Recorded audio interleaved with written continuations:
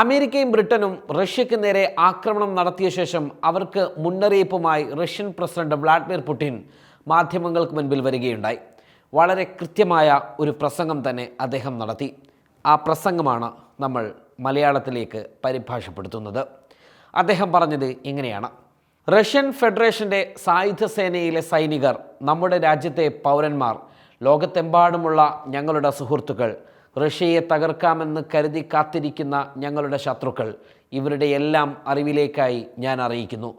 നമ്മുടെ പ്രദേശത്തിനെതിരായ പാശ്ചാത്യ long range ആയുധങ്ങളുടെ ആക്രമണത്തെ തുടർന്ന് പാശ്ചാത്യ രാജ്യങ്ങൾ പ്രേരിപ്പിച്ച ഉക്രൈനിലെ സംഘർഷം രൂക്ഷമാകുന്നത് തുടരുകയാണ്. അമേരിക്കയും നാറ്റോ സഖ്യകക്ഷികളും റഷ്യൻ ഫെഡറേഷനുള്ളിലെ സ്ട്രൈക്കുകൾക്ക് തങ്ങളുടെ ദീർഘദൂര ഉയർന്ന കൃത്യതയുള്ള ആയുധങ്ങൾ ഉപയോഗിക്കുന്നതിന് അംഗീകാരം നൽകുന്നു എന്ന് മുമ്പ് തന്നെ ഞങ്ങൾ പ്രഖ്യാപിച്ചിരുന്നതാണ്. ഉൽപാദന രാജ്യങ്ങളിൽ നിന്നുള്ള സൈനിക വിദഗ്ധരുടെ നേരിട്ടുള്ള പങ്കാളിത്തമില്ലാതെ ഇത്തരം ആയുധങ്ങൾ ഉപയോഗിക്കാൻ സാധ്യമല്ല എന്ന് യുദ്ധമേഖലയിലെയും ആയുധമേഖലയിലെയും വിദഗ്ധർക്ക് നന്നായിട്ടറിയാം. നവംബർ 19 അമേരിക്കയുടെ 6 ആറ്റ്മാക് ballistic മിസൈലുകളും November 21 British Storm Shadow സിസ്റ്റങ്ങളും US നിർമ്മിത ഹിമേഴ്സ് സിസ്റ്റങ്ങളും ഉൾപ്പെട്ട മിസൈൽ ആക്രമണവും ഞങ്ങൾക്കെതിരെ നടന്നു. റഷ്യൻ ഫെഡറേഷനിലെ ബ്രയാൻസ്കിലെയും കൂക്സിലെയും സൈനിക കേന്ദ്രങ്ങൾ ആക്രമിച്ചു.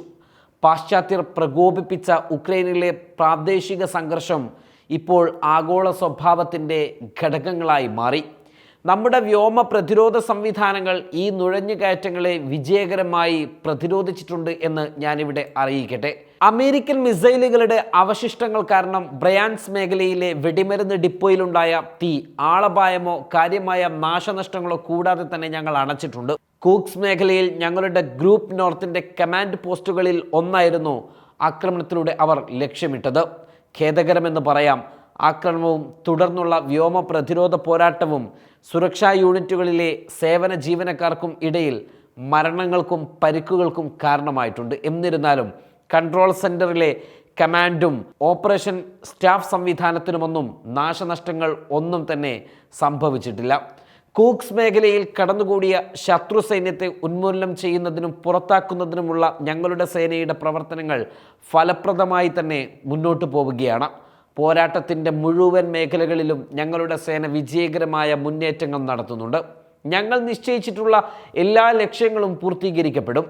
അമേരിക്കൻ ബ്രിട്ടീഷ് ലോങ് റേഞ്ച് ആയുധങ്ങൾ വിന്യസിച്ചതിന് മറുപടിയായി നവംബർ 21 റഷ്യൻ സായുധ സേന ഉക്രൈനിലെ പ്രതിരോധ വ്യവസായ സമുച്ചയത്തിനുള്ളിലെ ഒരു കേന്ദ്രത്തിൽ സംയുക്ത ആക്രമണം നടത്തിയിട്ടുണ്ട്.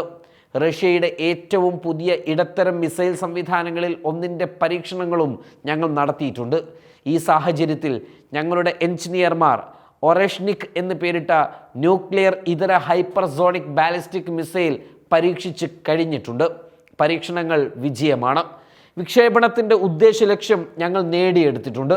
മിസൈലുകളും മറ്റ് ആയുധങ്ങളും നിർമ്മിക്കുന്നത് തുടരുന്ന സോവിയറ്റ് യൂണിയൻ കാലഘട്ടത്തിലെ ഏറ്റവും വലുതും പ്രശസ്തവുമായ വ്യാവസായിക സമുച്ചയങ്ങളിൽ ഒന്നായ ഉക്രൈനിലെ ഡിനെപ്രോപെട്രോവ്സ്ക് നഗരത്തിൽ ഞങ്ങളുടെ പുതിയ ലക്ഷ്യം പൂർത്തീകരിച്ചിട്ടുണ്ട്. യൂറോപ്പിലും ഏഷ്യ പസഫിക് മേഖലയിലും ഇൻ്റർമീഡിയറ്റ് റേഞ്ച്, ഷോർട്ട് റേഞ്ച് മിസൈലുകൾ നിർമ്മിക്കാനും വിന്യസിക്കാനുമുള്ള US പദ്ധതികൾക്ക് മറുപടിയായി ഞങ്ങൾ ഇൻ്റർമീഡിയറ്റ് റേഞ്ച്, ഷോർട്ട് റേഞ്ച് മിസൈലുകൾ വികസിപ്പിക്കുകയാണ്. 2019 INF ഉടമ്പടി ഏകപക്ഷീയമായി ലംഘിച്ചുകൊണ്ട് അമേരിക്ക മുന്നോട്ട് പോകുന്നു. അതവർക്ക് പറ്റിയ വലിയ തെറ്റാണ്.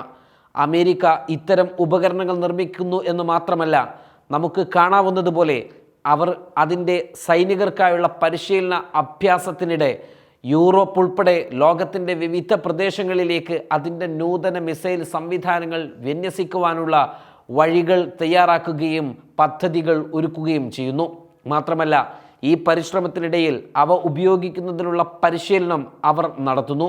ഒരു ഓർമ്മപ്പെടുത്തൽ എന്ന നിലയിൽ പറയട്ടെ, ലോകത്തിലെ ഏത് പ്രദേശത്തും ഇത്തരത്തിലുള്ള US ആയുധങ്ങൾ പ്രത്യക്ഷപ്പെടുന്നതുവരെ ഇൻ്റർമീഡിയറ്റ് റേഞ്ച്, ഷോർട്ട് റേഞ്ച് മിസൈലുകൾ വിന്യസിക്കില്ല എന്ന് റഷ്യ സ്വമേധയാ ഏകപക്ഷീയമായി പ്രതിജ്ഞാബദ്ധമായി പറയാൻ ഞാൻ ആഗ്രഹിക്കുകയാണ്.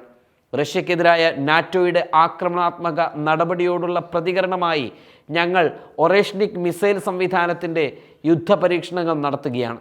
ഇൻ്റർമീഡിയറ്റ് റേഞ്ച്, ഷോർട്ട് റേഞ്ച് മിസൈലുകളുടെ കൂടുതൽ വിന്യാസം സംബന്ധിച്ച് ഞങ്ങളുടെ തീരുമാനം അമേരിക്കയുടെയും അതിൻ്റെ സഖ്യകക്ഷികളുടെയും പ്രവർത്തനങ്ങളെ ആശ്രയിച്ചായിരിക്കും ഇരിക്കുക.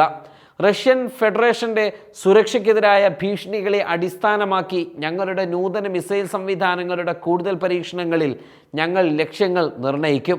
ഞങ്ങളുടെ സൗകര്യങ്ങൾക്കെതിരെ ആയുധങ്ങൾ ഉപയോഗിക്കാൻ അനുവദിക്കുന്ന ആ രാജ്യങ്ങളുടെ സൈനിക സൗകര്യങ്ങൾക്കെതിരെ ഞങ്ങളുടെ ആയുധങ്ങൾ ഉപയോഗിക്കാൻ ഞങ്ങൾ അർഹരാണ് എന്ന് ഞങ്ങൾ കരുതും. ആക്രമണാത്മക പ്രവർത്തനങ്ങൾ വർദ്ധിക്കുകയാണെങ്കിൽ ഞങ്ങൾ അതേ രീതിയിൽ പ്രതികരിക്കും. റഷ്യക്കെതിരെ തങ്ങളുടെ സൈനിക സംഘത്തെ ഉപയോഗിക്കുവാനുള്ള പദ്ധതികൾ ആവിഷ്കരിക്കുന്ന രാജ്യങ്ങളിലെ ഭരണാധികാരികൾ ഇത് ഗൗരവമായി പരിഗണിക്കണം എന്ന് ഞാൻ പറയുകയാണ്. ഉക്രൈനിയൻ പ്രദേശത്തെ ഒറേഷ്നിക് പോലെയുള്ള സംവിധാനങ്ങൾ ലക്ഷ്യമിടുന്ന ലക്ഷ്യങ്ങൾ തിരഞ്ഞെടുക്കുമ്പോൾ ആവശ്യമെങ്കിൽ പ്രതികാര നടപടിയായി ആ പ്രദേശങ്ങളിൽ താമസിക്കുന്ന സിവിലിയന്മാരും സൗഹൃദ രാജ്യങ്ങളിലെ പൗരന്മാരും അപകട മേഖലകൾ വിട്ടുപോകാൻ ഞങ്ങൾ മുൻകൂട്ടി നിർദ്ദേശിക്കും എന്നും ഇവിടെ പറയട്ടെ. മാനുഷികമായ കാരണങ്ങളാൽ ഞങ്ങൾ അങ്ങനെ തന്നെ ചെയ്യും. പരസ്യമായും ശത്രുവിൽ നിന്ന് വരുന്ന എതിർ നീക്കങ്ങളെ ഭയപ്പെടാതെ അവർക്ക് വിവരങ്ങൾ നൽകും.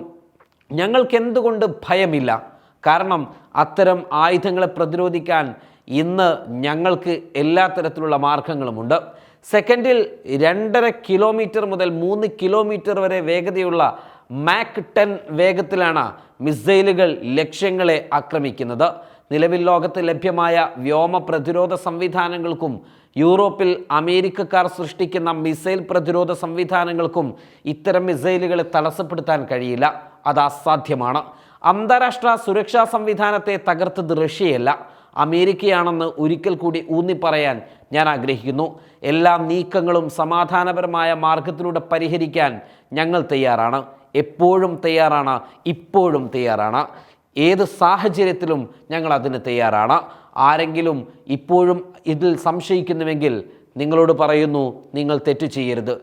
ഏത് നിമിഷവും റഷ്യയുടെ പ്രതികരണം ഉണ്ടാകും. അത് കടുത്തതുമായിരിക്കും.